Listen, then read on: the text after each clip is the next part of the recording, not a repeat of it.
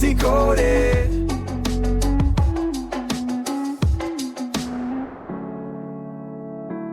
Welcome, curious minds, to this Book Decoded podcast episode. Glad to be here. Today, we're cracking open a really fascinating new read, The Collective Edge, Unlocking the Secret Power of Groups by Colin M. Fisher.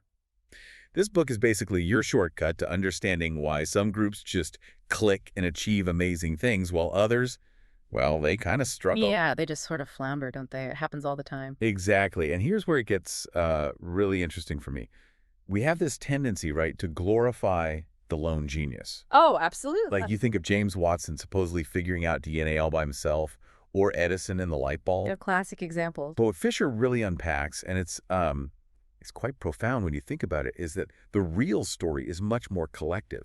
These big breakthroughs, massive group efforts, often involving these muckers, he calls them, sort of the unsung collaborators, the technical experts who made it all possible, but their names, mostly forgotten now. And what's fascinating there is how our own brains kind of nudge us towards seeing the individual, the hero or maybe the villain. We often miss the huge group effort or the systemic stuff going on. Right. It's this fundamental attribution error. We're super quick to praise the CEO's brilliant vision or maybe blame one team member for being lazy. And we completely miss those big invisible currents of group dynamics. So when groups don't hit their potential, it's often down to these process losses, things like social loafing. Ah, social loafing. I think I remember reading about that. Yeah, remember those studies? People cheering less loudly in a group or oxen pulling less hard when yoked together.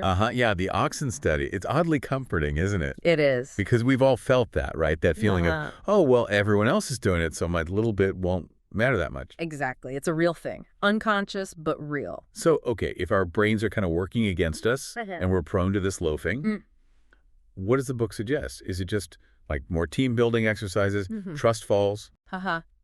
No, thankfully not just trust falls. Fisher argues pretty strongly that structure is way more critical than just, team building activity. Just your structure. Yeah, and he backs it up. There's research showing this kind of 60.3 air rule. 60.38.0. Right. So 60%, the vast majority of group effectiveness comes from those pre-existing structural bits. Things like having really clear goals, making sure the tasks are designed well, putting the group together thoughtfully in the first place. 60%? What?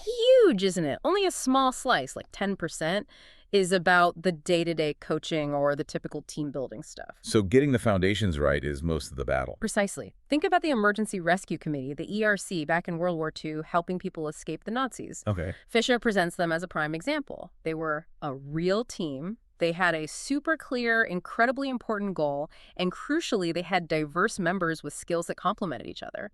It wasn't just about one hero like Varian Fry, even though he was amazing. It was the structure of the group. That point about thoughtful composition really sticks out there. It's not just grabbing a bunch of stars. No, definitely not. The book goes deeper, right? It talks about deep diversity. Not just surface stuff, but real differences in experience, how people think, and also social sensitivity. Exactly. That social sensitivity part is fascinating. Yeah.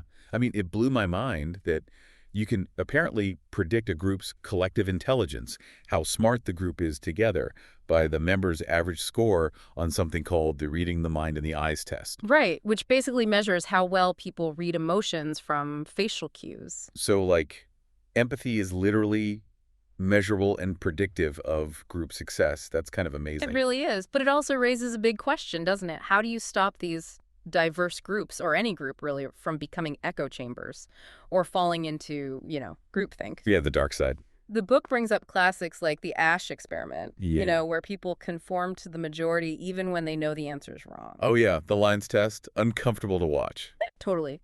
And there's also this thing called acropholy. Think of it like an echo chamber, but worse.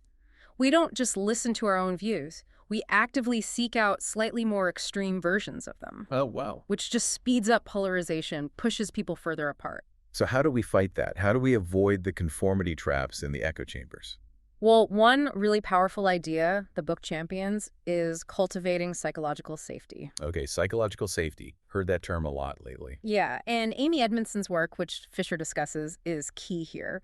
Her famous hospital study showed that the better structured teams, they actually reported more mistakes. More mistakes. That sounds bad initially. Right, but it wasn't because they made more errors. It was because they felt safe enough to talk about them openly, to learn from them. So it's about creating a space where it's okay to be wrong or to point out problems. Exactly.